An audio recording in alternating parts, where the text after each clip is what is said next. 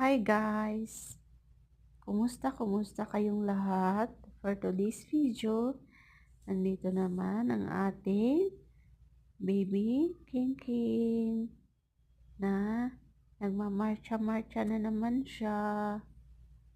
Ganyan siya pag parang yung maghihilot siya, ganun yung ginagawa niya, yung paa niya, tindak niya dyan sa kumot. Ganyan din ba yung mga pusa nyo guys?